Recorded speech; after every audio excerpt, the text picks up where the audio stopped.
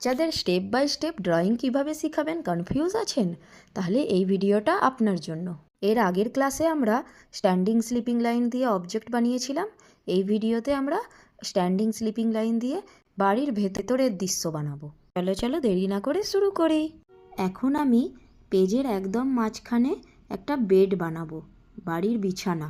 তার জন্য একটা স্কোয়ার শেপ এঁকে নিলাম। তার নিচে রেক্ট্যাঙ্গেল শেপ বানাবো, কিন্তু সাইডগুলো একটু কার্ভ লাইন হবে। তার নিচে আর একটা রেক্ট্যাঙ্গেল বানিয়ে নিব। শুধুমাত্র লক্ষ্য রাখবে দুই দিকটা যেন সমান হয়। তার নিচে ছোট ছোট ইউ শেপ দিয়ে পালঙের সাপোর্টটা করে নিব।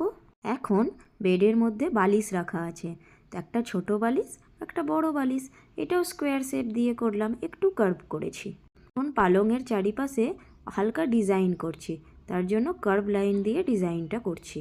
মাঝখানে শুধুমাত্র স্লিপিং লাইন। আমাদের পালংটা সম্পূর্ণ হয়ে গেল। আমি পুরো ড্রয়িংটাই স্ট্যান্ডিং স্লিপিং লাইন দিয়েই করার চেষ্টা করেছি। এখন পালংয়ের পাশে ছোট একটা টেবিল রাখা আছে, তার উপরে নাইট ল্যাম্প রাখা আছে, সেটা আমরা করব। এখন টেবিল বানানোর জন্য ছোট্ট একটা স্কোয়ার শেপ বানিয়ে নিলাম। তার উপরে রেক্ট্যাঙ্গেল, আবার তার উপরে একটা স্কোয়ার বানাবো। স্কোয়ারটাকে 3 ভাগে ভাগ করব।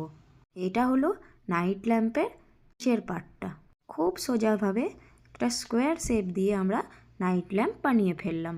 নাইট ল্যাম্পের মধ্যে হালকা হালকা ছোট ছোট দাগ দিচ্ছি, স্ট্যান্ডিং লাইন। একই প্রসেসে আমি পালঙের অন্য সাইডে একইভাবে একটা টেবিল আর নাইট ল্যাম্প বানাবো, সেম টু সেম। পাশের টেবিল ল্যাম্পটা তোমরা ছোটও করতে পারো, বড়ও করতে পারো, বা একই সাইজের করতে পারো, এটা তোমাদের ইচ্ছে। একইভাবে অন্য দিকটাও করে নাও। Bed, night lamp, table complete হয়ে গেল। বেড আর টেবিলের মাঝখানে মাঝখানে একটা করে স্লিপিং লাইন টানছি।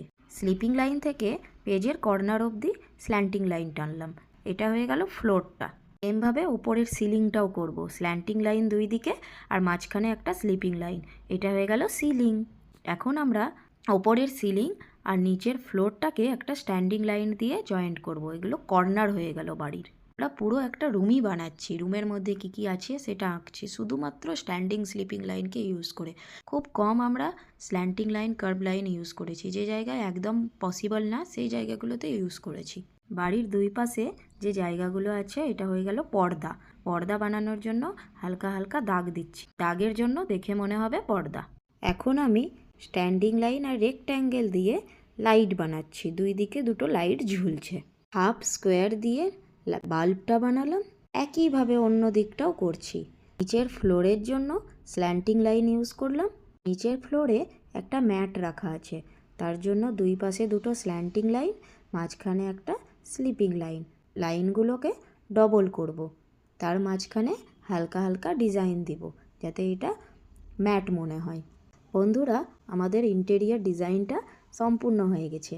এই টাইপের ড্রয়িং যদি বাচ্চারা 2-3 দিন ড্রয়িং শেখার পরেই করতে পারে, তাহলে তাদের কনফিডেন্স বাড়বে এবং তারা আরও বেশি ড্রয়িং করতে চাইবে। শুধু লক্ষ্য রাখবেন যাতে চেষ্টা করে সোজা লাইন টানার। এই ড্রয়িংয়ের দ্বারা তারা সোজা লাইনেরও প্র্যাকটিস করে নিতে পারছে, যেটা পরবর্তী ড্রয়িংগুলোতে খুবই হেল্প করবে।